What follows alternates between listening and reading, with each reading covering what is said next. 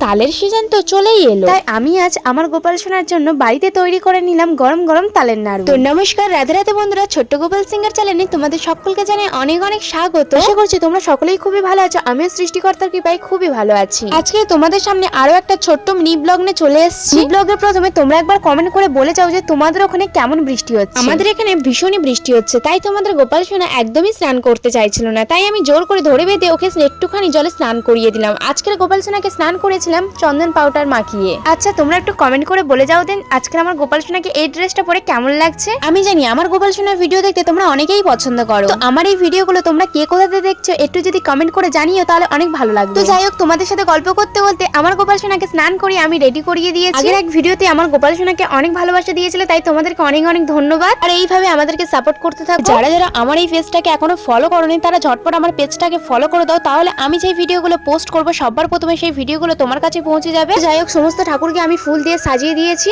আজকে আমি আমার গোপাল সোনার ভোগে বানিয়েছিলাম তালের নাড়ু, নারকেল নাড়ু, লুচি, সুজি এবং তার সাথে ছিল তাল আর ময়দা দিয়ে মাখা একটি ভাপা। আর এই রান্নাগুলো করছিলাম আমি এবং তার সাথে আমার মাও হেল্প করছিল। বছরে প্রথমে আমরা যেই খাবার খাই না কেন সেই খাবারটা গোপাল সোনাকে না দিয়ে আমরা সেই খাবারটা গ্রহণ করি না। বছরে প্রথমে গাছে নতুন তাল ধরেছে, সেই তালটা দিয়ে প্রথমে গোপাল সোনাকে নাড়ু করে খাইয়ে দিলাম। তোমরা কারা কারা তোমাদের গোপাল সোনাকে নাড়ু করে খাইয়েছো এবং কারা কারা খাওনি তারা ঝটপট করে খাইয়ে দাও, কারণ তালের সিজন শেষ হয়ে গেলে তোমরা তোমাদের গোপাল সোনাকে তালের নাড়ু করে খাওয়াতে পারবে না। যাই হোক, তোমাদের সাথে কথা বলতে বলতে পুরো রান্না কমপ্লিট করে প্লেটটা সুন্দর করে সাজিয়ে নিয়েছি। এবার আমি এই ভোগটা আমার গোপাল সোনার কাছে পরিবেশন করব। ভিডিওতে সবকিছু দেখানো সম্ভব হয় না, যতটুকু পেরেছি তোমাদেরকে দেখানোর চেষ্টা করেছি। যাই হোক, আজকের ভিডিওটা কেমন লেগেছে তোমরা কিন্তু অবশ্যই কমেন্ট করে জানিও। আমার যদি কোনো কিছু ভুল ত্রুটি হয়ে থাকে তাহলে আমাকে ক্ষমা করে দিও। তারপর আমি সব ঠাকুরকে এক এক করে প্রদীপের আরতি এবং ধূপের আরতি করে নিলাম। তারপর সব শেষে আমি আমার গোপাল সোনাকে নিজের হাতে খাইয়ে দিলাম। ঠাকুর ঘরটা একটু ছোট হওয়ার কারণে ঠাকুর ঘরের আলোটা সমানভাবে ঠাকুরের মুখে পড়ছিল না, তাই ভিডিওটা অতটা ভালো আসছিল না। তো যতটুকু পেরেছি তোমাদের সামনে তুলে ধরার চেষ্টা করেছি,